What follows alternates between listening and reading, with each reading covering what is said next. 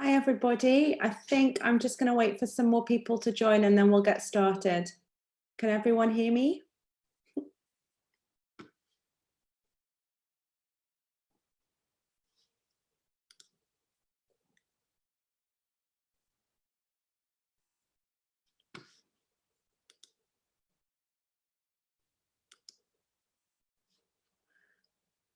That's great. Okay. In the meantime, if you've got any questions that you're going to want me to answer at the end of the session, then you can start sending them in now. You can press the Q&A and then start writing them up.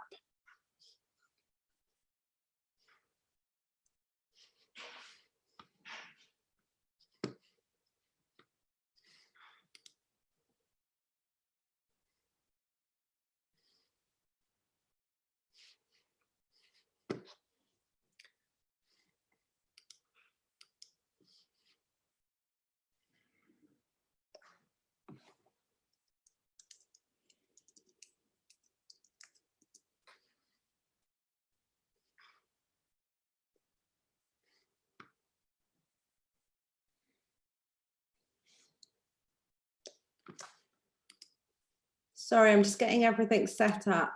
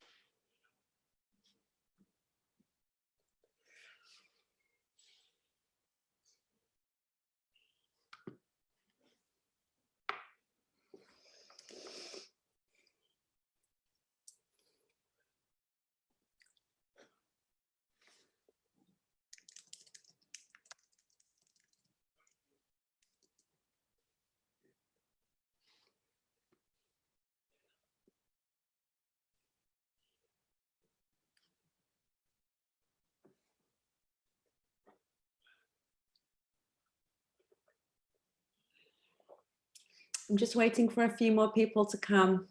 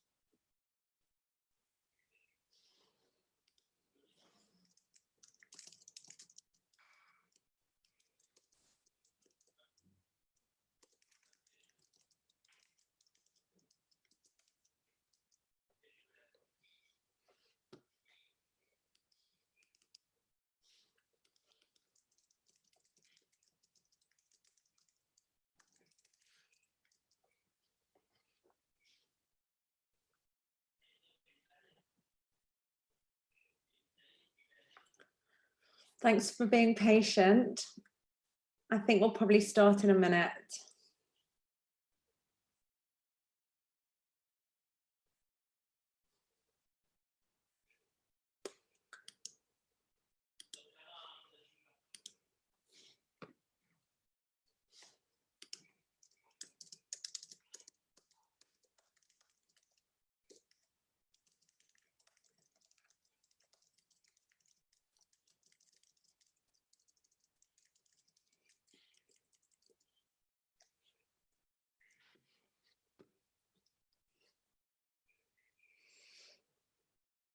Okay, I think I'm going to get started because it's been 5 minutes and so people can just join as they arrive. So let me introduce myself. My name's Stacey and I am an IBCLC lactation consultant and I'm also a feeding and swallowing specialist speech therapist. And today's lesson is going to be around managing breastfeeding in the context of you guys having a positive birth experience during the coronavirus pandemic. So just to outline what I'm going to cover. So in the session, I'm going to talk about breastfeeding in the context of coronavirus, and actually if you have got coronavirus. I'm going to just highlight or recap, for those of you who have already done antenatal teaching, on establishing breastfeeding and the key things you need to focus on during that time. And then I'm really going to zone in on making sure that you feel confident in how you know that your baby is getting enough milk, and also troubleshooting what to do if you're having challenges with breastfeeding. And then finally, with regards breastfeeding support, just highlighting what the support is and where you can go to get that. Okay, so some of you will have already seen Brooke's webinar last week or earlier on in the week, but the webinar is going to go as follows. There's up to 100 participants on the Zoom, and we're also live streaming on YouTube, so you can go back and watch this at any time if you want to. Please submit your questions throughout the session, and there'll be a vote for favourite questions where you can, if you see a question you like and you think, okay, actually, yes, that's what I'd like to know, hit like, and that will bump it up to the top. After the event, the Birth Collective will have this webinar also on their page. And in the presentations themselves, I've put some links for further reading. Those links are in the downloadable course handout. So if you go back to the website where you signed in to do the course and you upload or download the handbook, all the links are in there and live, so you can use that as a reference point. So the information that I've put in terms of coronavirus specific has been taken from these two documents by the Royal College of Obstetricians and Gynecologists, who are regularly updating around COVID-19 and pregnancy and birth, and also the UNICEF Baby Friendly Initiative for the United Kingdom, who have a statement out about infant feeding during this time. And these are both UK-based documents. So if there are people who are following from other countries, that the guidance that I'm sort of quoting is UK-based. And just before I start, I just think it's important to say that the session that I'm offering is not a comprehensive antenatal breastfeeding teaching session, and it doesn't replace it. So it's really important that if you're planning to breastfeed, that you take an antenatal breastfeeding teaching session. And the Birth Collective has got one that was written by me and that is presented by me, and you can download, you sort of sign up for that on their website. There's more information about that later. Otherwise, to say the advice that we all give is general. It's based on the available guidelines today, and is correct to the best of our knowledge.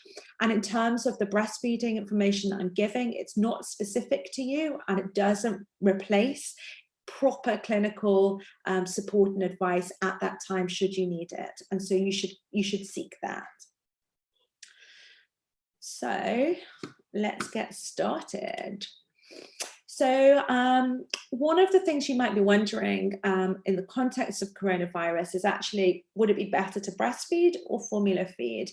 And the clear guidance that has come through from the Royal College of Obstetricians and Gynecologists, based on the data that we have, is that so far the virus hasn't been found in breast milk. So with that in mind, there shouldn't be a way of passing the virus from you to a baby through your breast milk. And that is in keeping with how we understand breast milk and breastfeeding works. And actually the guidance is that you should breastfeed, and that the benefits of breastfeeding outweigh any potential risks, and those risks are that your baby would catch coronavirus. And I think when you do your full antenatal courses, you'll understand more about what the benefits of breastfeeding are, and it's the best nutritional food for your baby, but in addition to it being nutrition for your baby, one of the important things, or the second most important, if you like, is the fact that actually it's packed full of immunity for your baby. And so in this context, I just wanted to highlight that. And there's a diagram here from Mumi's Milk, which is fantastic, which shows, for example, how a baby would be protected by breast milk from a virus, potentially from coronavirus, but we don't have that information available at the moment. But in theory, the mechanism works by the mum being exposed to the pathogen and her developing antibodies to fight it, and that those antibodies are passed through from mum into the milk, and the milk is passed to the baby. And we know that when mums are ill at that point in time, they can be creating lots of antibodies to fight their own infection, and they're protecting their baby at the time that they're ill. So the current guidance for other infections or other viruses is you can continue to breastfeed your baby whilst you're unwell, because you're likely to protect them as you're feeding them. That said, they've given some specific guidance for what to do if you fell ill with coronavirus. And the question is, can I breastfeed if I've got it? The answer is yes, you can if you want to. But there are some guidelines that you should follow. So one is that you should practice respiratory hygiene during feeding, and that means wearing a mask where available. You should wash your hands before and after you touch your baby. You should routinely clean and disinfect surfaces that you touch and your baby touches, and that you should wash and sterilize any breastfeeding equipment such as pumps and bottles. I'll also add that if you're feeling particularly unwell with it, if you catch it and you're feeling very unwell and you don't feel well enough to feed your baby, then you can express your breast milk, and another person in your home can feed your baby at that time. If you want to maintain breastfeeding, it is important that you pump through your illness.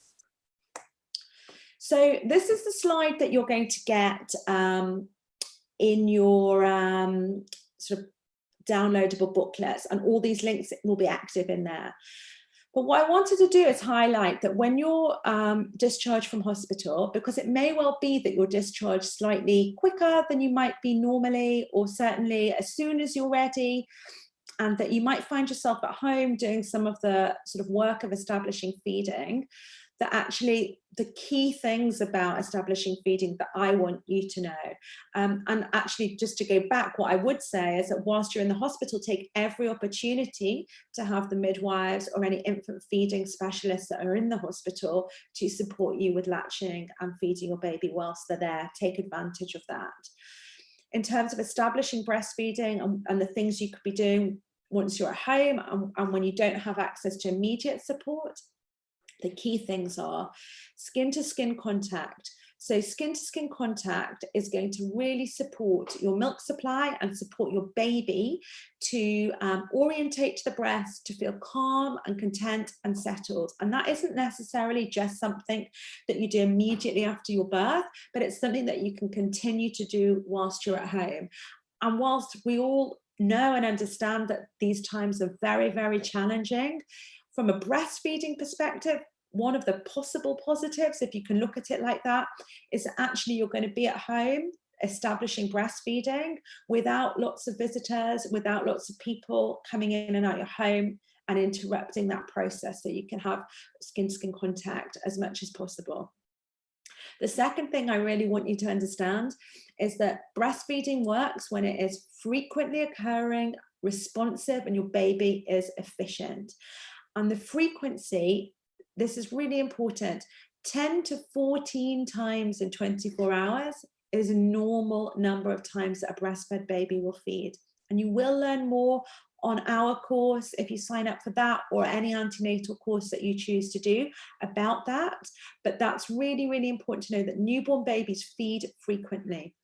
Responsive feeding means effectively whenever they show any signs that they're not okay, feed them. So that might be cues and lots of rooting and very obvious feeding cues, but just if they're unsettled or they need something, responsive feeding would be putting them to the breast. And that's because we understand and know that breastfeeding is more than just providing with your baby with nutrition. And efficient feeding we'll talk about more, but that is effectively making sure your baby is removing the milk in the right way and in the best way. So feed at the earliest cues. So this means, you know, obviously within whatever else you've got going on, toddlers at home and various other things, that you should feed your baby as soon as they show cues that they want to be fed. Offer both breasts at each feed. It's really mad to me sometimes that I find that mums who are struggling with supply or babies that are struggling to gain weight, that down the line when I speak to them and I ask them, are you offering both breasts for each feed?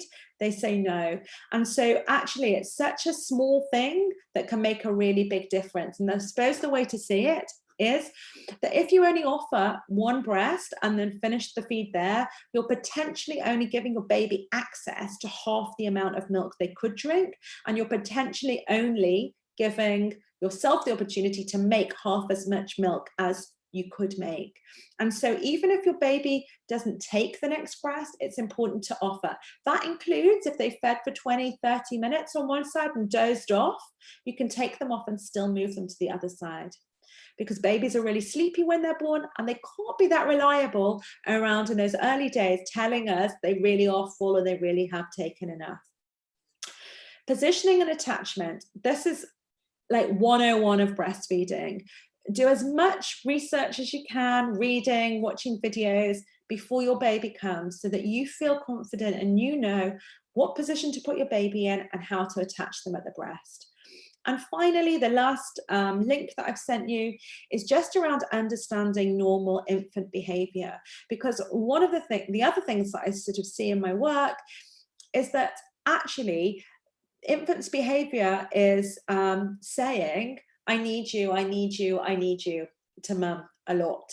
And our instincts can sometimes tell us, why? Do you need to feed again? Surely not. Maybe I'm not making enough milk. And it's very, very easy to get into a cycle of responding to normal infant behavior and questioning yourself, questioning your milk supply, and sort of going down a slippery slope where you feel that you might need to supplement them or various other things. Normal infant feeding behavior is that they feed frequently, 10 to 14 times. I can't say it enough. They feed in clusters. They may well feed hour after hour after hour and then have a little sleep when they're done. So this is all quite normal. I've covered all of this in my module on the Birth Collaborative course. And so you can use that link and sign up if you haven't done any antenatal breastfeeding. And obviously that is part of a wider course, which includes information about birth, sort of pregnancy, birth, delivery, etc. If you're watching this on YouTube after the event, use the discount code POSITIVEBIRTH to get 30% off. If you're watching this live today, for today only, there's a 50% discount code. And the code, I'm going to tell you a little bit later because it's just escaped me at the moment. But I'll come back and tell you later what the code is. Oh, it's Easter 50. There we go. Easter 50 for 50% off if you sign up today. Okay, so the big question is, well, you're discharged from hospital, what support are you going to get from your health visitor, your midwife? And the answer is, I can't tell you, because it's very variable from NHS trust to NHS trust. But what you need to know is that postnatal support is a vital element of maternal and infant care. And in that way, it shouldn't be disrupted because of this situation, okay? And so, I did a bit of a poll on my Instagram, Feed, Eat, Speak, and I asked people that have been given birth in the last few weeks what they've had in terms of follow-up. And everyone that replied said they had had a face-to-face midwife visit at home, or a couple of people had to go to a clinic for that. And that's sort of day 5, your first big weight check for infants. They also said that they had a contact on the 10th day, either by a midwife or health visitor, and that was either phone or face-to-face, but the face-to-face ones were in clinics. So actually most people weren't necessarily getting health visitors coming to their homes on day 10, but they were all being contacted. And what was really, really encouraging was that some people were getting multiple visits. And I suspect for those people, that was because they needed them. And so it's showing that individualized maternal or infant care is happening, and that some of the services, the services are being responsive to that. Now, I cannot speak for your trust where you're going to give birth to the exact situation. And obviously that's just a small capture of a few people that have given birth that have shared that information. But postnatal support and follow-up is happening. It's also, at this point, I'll just mention that there is a lot of private breastfeeding support that has now moved online. So lactation consultants are continuing to practice, but they're doing their appointments online. And I've done lots of breastfeeding Zoom appointments in the last week or two, and they've been really successful, almost as if I was there. Okay, so the next big burning question, and the thing that I really want you to get out of listening to me rabbit on today, is how do you know your baby is getting enough milk? And there are probably 3 key ways that you can tell. One is by weighing them. The second is by checking that they're meeting their wet and dirty nappy milestones. And the third is to watch them drinking and know that the signs to look out for when they're drinking milk. Now, hopefully you're going to get your baby weighed at regular intervals in whatever way that your trust is offering that service. And you'll be supported if there are any issues with weight gain. However, it may well be that those weights are slightly delayed, or they're not happening exactly on the same time, which makes it more important that you can just have the confidence to know that they're hitting their wet and dirty nappies, and that they're drinking well. So I'm not going to cover weight gain, but I'm going to talk about the other 2. So let's talk about wet and dirty nappies. So it's one of the ways to tell that your baby is getting enough milk. So on the first 1 or 2 days of life, okay, your baby is going to do 2 or more wet nappies per day. And it's important to look for those, okay? The second thing is that they need to pass what we call meconium, which is a black, brown, dark, sticky poop, effectively. And they need to pass 1 or more of these types of poos per day, and really the first one within the first 24 hours. And I'm sure they'll probably ask you if your baby has passed any meconium whilst you're in the hospital. Moving to day 3 to 4. So on day 3, you should be expecting 3 wet nappies, day 4, 4 wet nappies or more. And these numbers are a minimum. It's very likely if a baby is feeding well, you'll get more than these, especially poos. You may well get more poos than these. However, if you're not getting these numbers, or you're getting less than these, then you should contact your midwife and ask for some advice and support. So wet nappies, 3 on day 3, 4 on day 4. And what you should find as well is that the volume of wee will increase and the nappies should feel heavier. And actually, as we move on to day 5, if you want to know what a day 5 nappy will feel like, you should measure out 45 milliliters of water and pour it into a nappy. And that's what it should feel like on day 5, okay? And then the day before, you could look at maybe 30 milliliters of water for sort of day 3, day 4. But what you're looking for is that it's progressively heavier. And certainly on the first 1 or 2 days, they can be quite light and hard to know if there's been a wee or not. Okay, on days 3 to 4, with regards poop, you should notice color changes. So it's going to go to a green color and then start to move towards yellow by day 4. And again, there should be 2 or more real full poos per day. Days 5 to 6, nappies, 5 on day 5, 6 on day 6, and poo. This is really important. There should be at least 2 poos a day, soft, yellow, and they should be at least the size of a £2 coin. So if on day 5 the poo is still black or green, or if it's smaller than a £2 coin, or if you're getting less than 2 poos, again, it's another time to contact your midwife and ask for some advice. With regards day 7 onwards, you're now looking at 6 or more heavy wet nappies a day and at least 2 poos a day, yellow coloured, the size of a £2 coin. And don't worry if the poos are seedy, and don't worry if you know, if they're slightly different in color, but predominantly they're going to be yellow colored poos. All right. I can't see your questions, by the way, but if you've got questions and you want more information about any of the things that I'm talking about, just type them in and I'll answer them, no problem. So good drinking.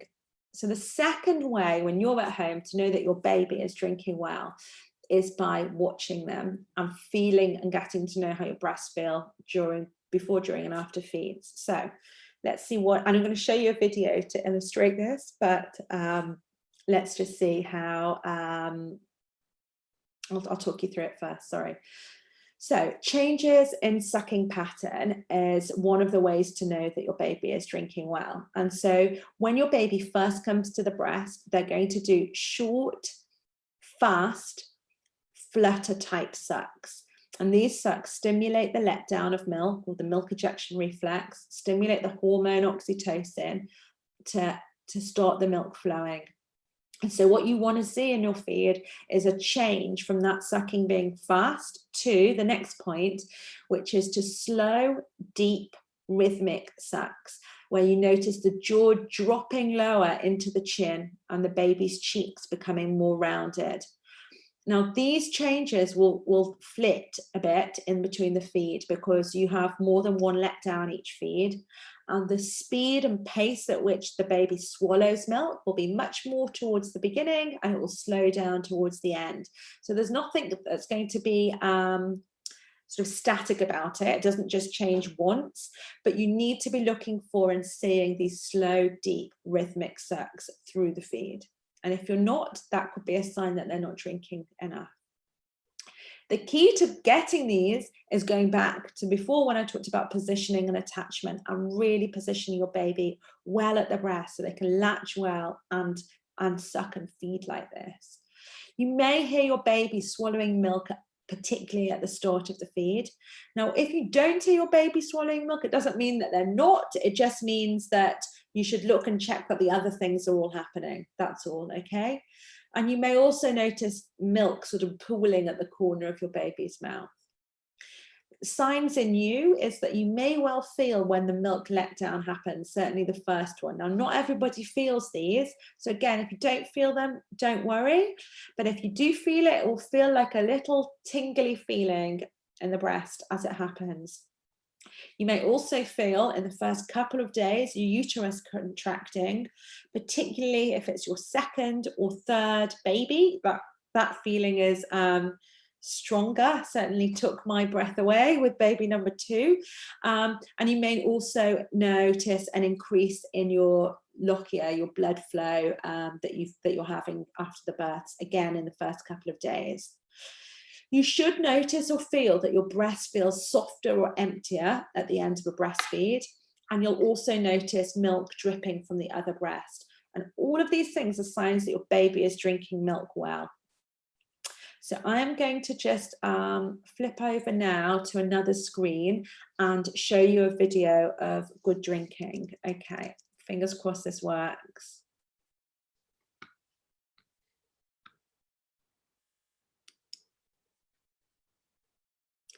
Just bear with me.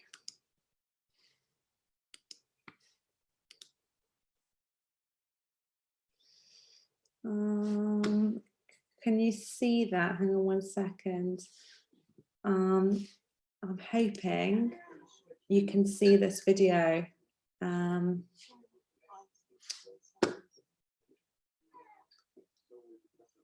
going to talk through it as if you can see it, and if you can't, then I'll find out afterwards and you can let me know. So look at this baby's drinking. The chin is deep and close into the breast, and the cheeks are puffing out, and the baby is widely attached with a wide gape, and the sucks are slow, and the baby is very, very close to the breast. Look how close the baby's nose is. In fact, the mum's sort of pulling her breast tissue away, and this is okay. This is how close you want your baby to be. Look at those, look at that jaw dropping down towards the breast, into the breast, and those cheeks really puffing. That baby is swallowing milk. Okay. And now I'm going to go back to, oh my goodness. I'm just going to go back to my other video, my other thing, hang on. Go back to,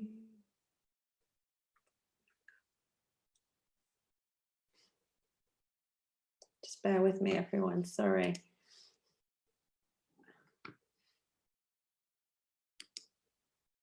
Oh, here, okay. Right, I'm hoping you can see my screen again. Yeah. Okay, let me just check, hang on. Oh, that's gone.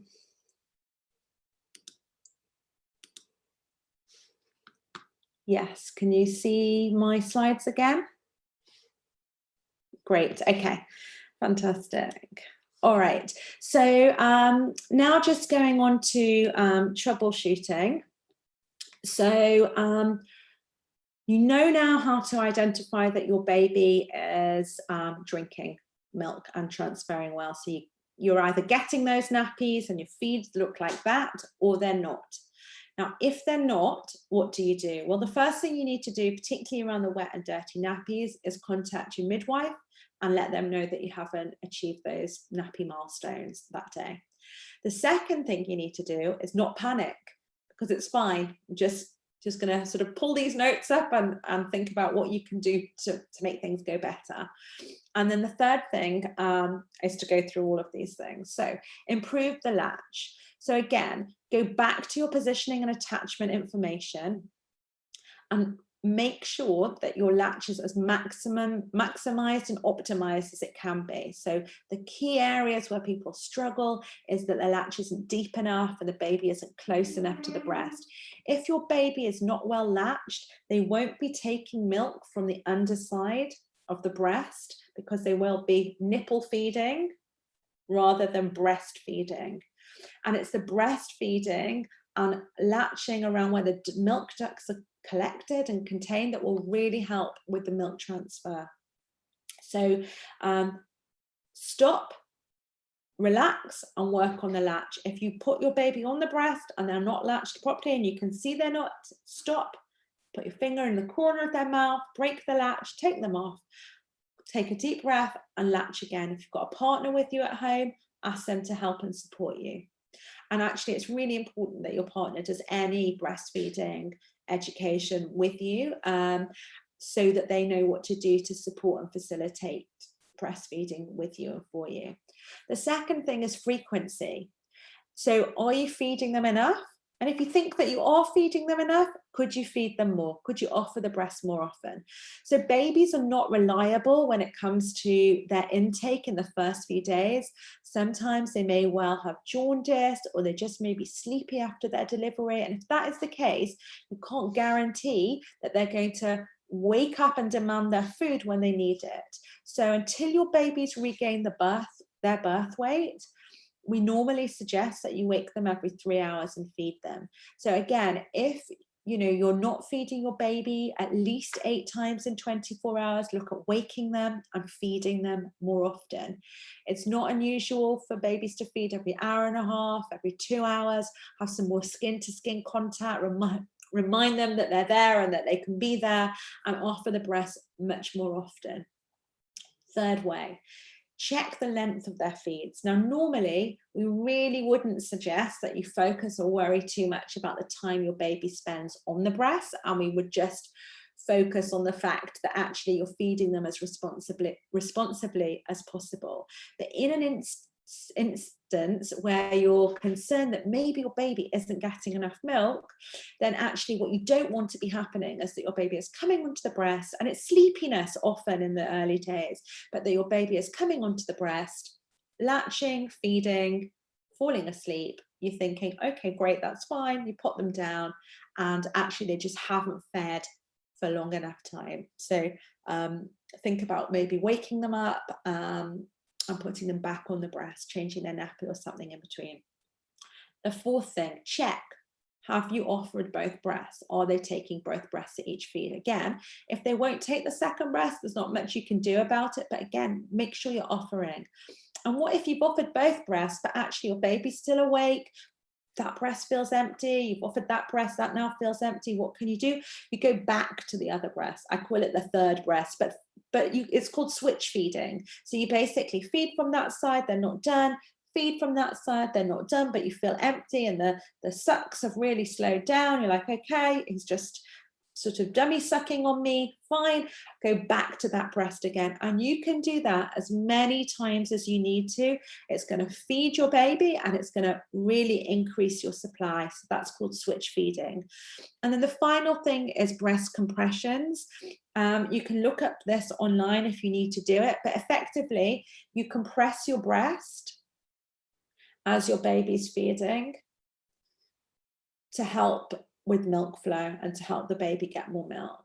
Okay, so that's another thing that you can do if your baby, again, it can be useful for a sleepy baby or a baby that just needs a little bit of help. Perhaps there's some sucking issues, or you know, that maybe they're not as well latched, but you can't get them as latched as possible, you know, as well as you'd like to. So breast compressions can help with that. Don't forget, guys, just pop any questions that you want up and I will answer those at the end, so as I'm going through. And then finally, the most important thing, or the two most important things, starting with the most important thing, is that your baby gets fed and that your milk supply is preserved in the event that you're worried that your baby is not feeding well. Okay, so I've put this slide in just with some very brief information about expressing and pumping milk, because it's really important that your baby is fed. So why may you decide that you need to express or pump milk in the early days whilst you're waiting for support? One, if your baby is not latching at the breast. It really doesn't happen very often, but it can happen.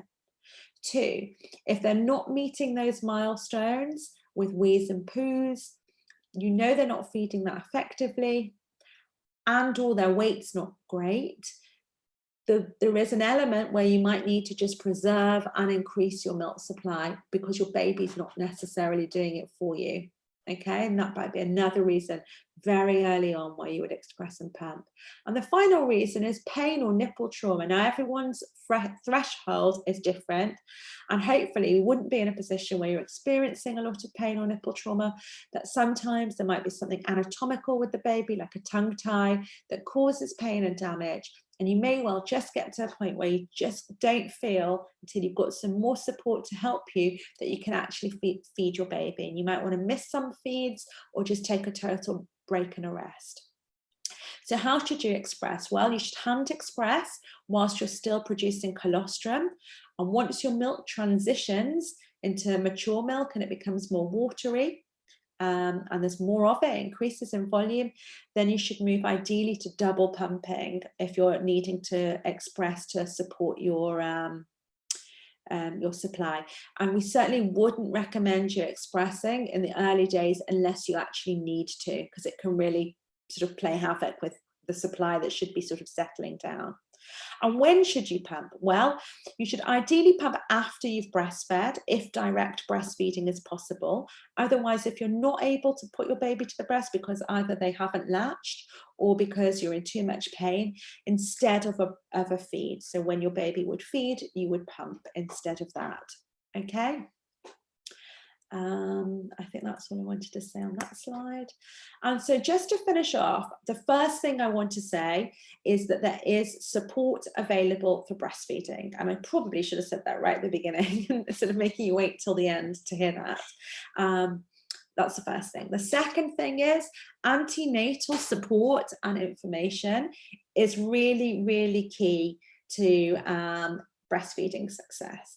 And yes, there may well be things that happen that will have an impact on your breastfeeding success, but knowledge is power. And the way I look at it, and I've actually got a post about this on my Instagram page, is that you wouldn't go to a job interview for a job you really wanted without doing a bit of prep about the business or, you know, your due diligence. And it's the same for breastfeeding. You know, you want to breastfeed, understand why, understand what you need to do to be able to do it. So we offer at the Birth Collective a comprehensive breastfeeding module as part of the Birth Collective full antenatal course, and the code, sorry, not the code, the link for that is here, so you can use that link. Remembering, if you sign up today before midnight, you get 50% off the price, and the code is Easter50. Any other time, if you put the code positive birth, you'll get 30% discount for having signed up to this course. Postnatal support. So yes, early support is vital. So if you've got any concerns, reach out and get some support early on. You can see an IBCLC face-to-face by telehealth. So an IBCLC is what I am, International Board Certified Lactation Consultant. It's the highest level of breastfeeding qualification that you can get. And so, you know, that's the go-to if you're looking for sort of qualified support. And the website link's there for how you can find somebody. You could also email or contact me, and I'm available at the moment for some lactation and breastfeeding support post-birth. So I've put my email address there for you. I should have actually put my Instagram page, because you can DM me on Instagram.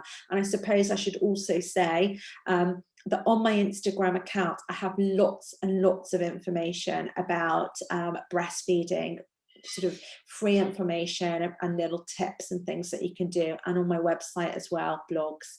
So that's at Feed Eat Speak on Instagram and Facebook, and also my website is www.feedeatspeak.co.uk.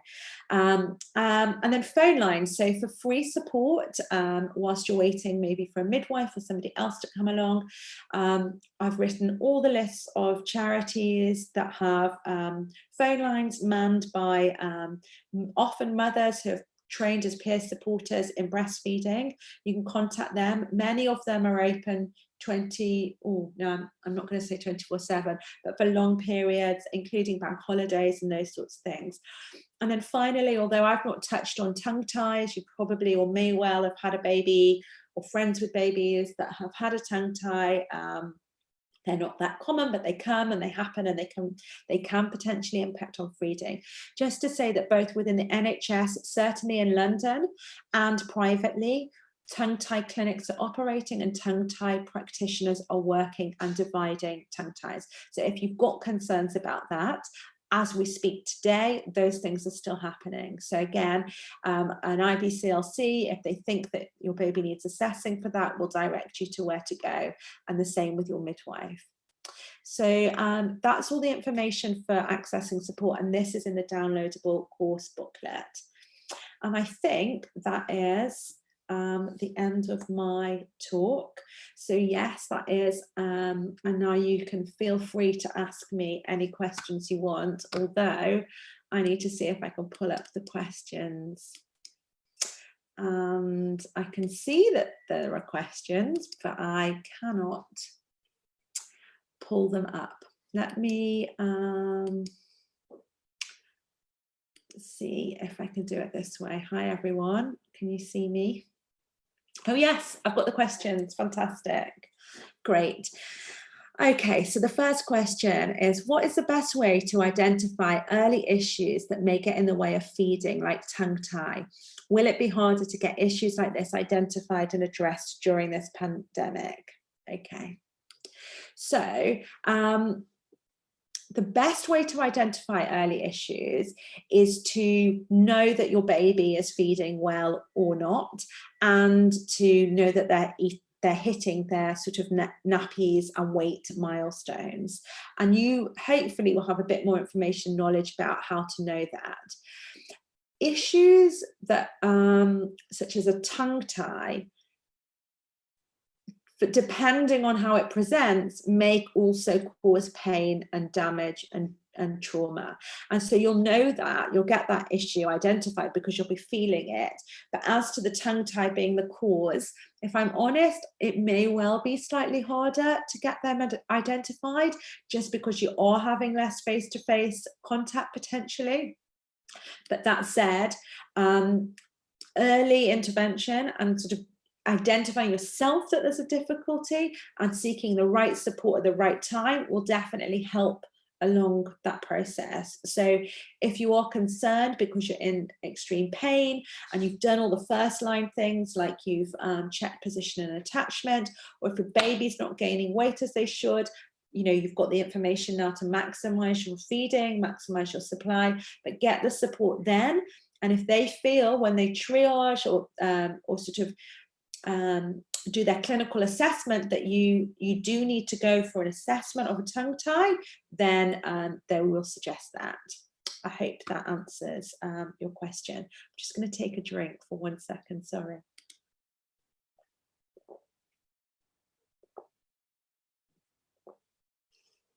Okay, so the next question is a mum wondering if she can exclusively breastfeed, or is it best to pump and bottle feed as well? I think ultimately it's your decision and your choice. There are definitely risks around pumping and bottle feeding as well, in that the best way to enhance and maximize your milk production and to make sure you've got enough milk for your baby is for your baby to feed directly from the breast. Now, you can do it through pumping, but it's much more challenging. And actually, pumping and bottle feeding add 2 other things into your schedule, if you like. So if you exclusively breastfeed, you just pick your baby up, put them to the breast, they feed, and then they're done. Whereas if you decide that you want to pump and bottle feed as well, then you start to bring in a whole new thing around sterilization, finding the time to pump, when the bottle's given. So there might be advantages that somebody else potentially could help out by giving an occasional bottle. Your breast milk supply in the early days is quite sensitive, so pumping too early can potentially be an issue. So I would say that absolutely, if it was your choice to want to pump and bottle feed and feed your baby at the breast, then it's doable. It's probably more complicated and maybe a little bit more for you to do. But if you've got a reason to want to do that and that's going to work for you in your setup, then it's possible. Hope that's answered your question. It's really funny sort of not getting any feedback from you guys, but yeah, I hope that that's helpful. Okay, this is a really long question. I'm just going to read it. Can everyone see the questions? Do I need to read them out loud? Okay, you can see them too. I'm just going to read them. Okay. Oh goodness. Okay. So this mum had her first baby. She had such severe mastitis that she nearly got sepsis. She'd been on antibiotics for 2 weeks. In the days before admission to hospital, she was seen by a feeding specialist GP, neither of whom recognized mastitis. Both suggested my pain was due to cracked nipples caused by a paused latch due to tongue tie. How can I recognize it myself if I have blocked ducts, and how can I best communicate that I need to see a medical professional, especially if I can't see them face to face? Okay, that's a really good question and a very valid worry, because it sounds like you had quite a traumatic, difficult experience. I'm really sorry about that. Okay, I mean, so for other people that don't know, so mastitis is an infection. Well, it's not always an infection, but it's an inflammation in the breast that can also cause an infection. And it usually occurs when something called milk stasis happens, which is basically when you're producing milk, but you're not removing it, you get milk stasis. And often you can then get a blockage. So the duct gets blocked and the milk can't flow through. And then in that area, usual presentation is that the breast becomes hot and inflamed, it becomes red, potentially engorged, and you can basically then develop symptoms of an infection, such as a fever that requires treatment. And if it's not treated, so this lady had potentially not treated or not the right antibiotics or something there in her situation, it can lead to some serious consequences, the 2 being sepsis and a breast abscess. So pain in the breast is different to pain on the nipple and pain with latching. So I think the first thing to notice is if you're experiencing any pain in the breast, and then when you have got pain potentially in the breast or certainly tenderness, examining your breast yourself, both looking at it, and feeling it, potentially even sort of kneading it and massaging to see if you've got any blockages. And this might even be before the onset of fever. And certainly if any mum's got a sort of a temperature and is sort of feeling very flu-like, who's breastfeeding with a temperature, it's always worth just checking your breast to just check you haven't got any blockages. It may also be in this lady's situation that actually she developed mastitis not with actually having blocked ducts, but a crack in the nipple could have introduced an infection that way. And so sometimes you don't necessarily get blocked ducts, and it might have been why it was missed. And so to check for blocked ducts, you really want to just feel and knead the breast and just feel for blockages, bearing in mind that a lactating breast is lumpy and bumpy, bearing in mind that usually a lactating breast in the early days is also very warm. I think that if you feel that you need medical help, you could explain your previous history and explain that your symptoms are worrying you and that you would like to be assessed either by video or face-to-face so that you can have an examination. And I think just instill your history. Certainly, you know, I think any doctor or health professional would hear that and would definitely do what they could to reassure you if that meant getting you face-to-face support if they thought that that was needed. It's really tricky beyond that, but I think that if you've got any concerns about anything medical, then you should always contact your GP or call 111 and start there when it comes to getting advice. So how essential is a nursing pillow when breastfeeding for the first time? That's a good question. I think that most women who are breastfeeding may use pillows to support them with breastfeeding. But in my mind, you don't necessarily need to buy and use a nursing pillow. And I think that sometimes actually we use nursing pillows as a way of sort of getting ourselves all set up. So you've got, you know, your nursing pillow and your baby, and then actually your boobs are down there and your baby's up here. And I think that the risk with nursing pillows is that they're sort of a gimmick that are used that actually, if they're not used correctly, don't necessarily support breastfeeding, actually can maybe make it more tricky. So my suggestion or advice would be maybe not to invest in one before your baby's born. And I don't know if you can see I've got lots of cushions here, but you know, have some cushions and latch your baby to the breast, and then sort of put the cushions where you feel that you need them, where they take some of the support of your arm so that you can sit back comfortably, so that your baby can feed at the breast and is supported and you're supported together with cushions. If you're finding that you're using cushions quite a lot to help you, then it might be worth investing in a breastfeeding cushion. So that's my answer to that. So would you recommend expressing colostrum prior to birth? Well, I don't think there's anything wrong with expressing it. Certainly if you've got a condition such as gestational diabetes or something like that, where you may expect that your baby's blood sugars may not be where they should be and they might need a little bit of extra help after birth, then you should definitely do it. If you are going to express your colostrum before your baby is born, then don't start before 36 weeks. You should do that after 36 weeks. And the only other thing I would say about expressing colostrum is that if, you know, it's a bit of a technique, and some women can manage it really well and really effectively and can get small volumes of colostrum, no problem.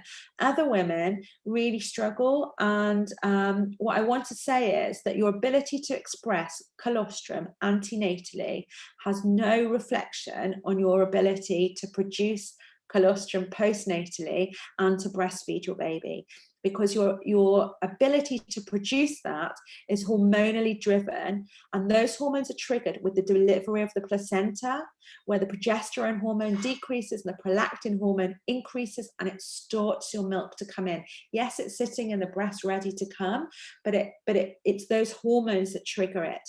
So if you can't express colostrum, please do not worry and do not doubt yourself and your body's ability. I can say this as a mother who had gestational diabetes, who tried to express colostrum for both babies, who failed at doing it for both, who breastfed the first one exclusively till she got pregnant with the second, and the second one I'm still feeding as a toddler. So really, don't panic if you can't do it. But yes, there's no harm in doing it after 36 weeks, but just don't put yourself under too much pressure. Oh, and the other thing is about the colostrum is that you should only use it if you need to. So don't use it in place of responsibly feeding your baby once it's born.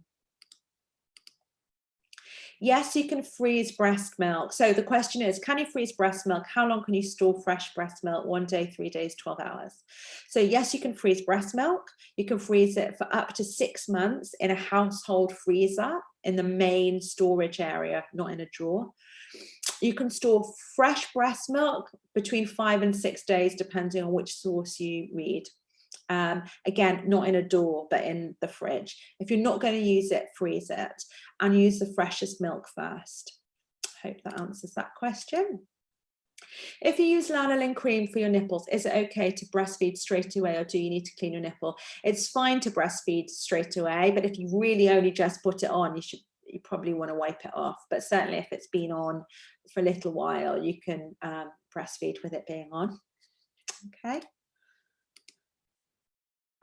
This is really helpful. Thank you. You're very welcome. Thanks for coming along. Where can we access the links, the slide? So if you go to the Birth Collective website and you go to the bit where you sign up for the course, so it's lesson 4, managing breastfeeding. Underneath the course link, I guess, is a download course guide.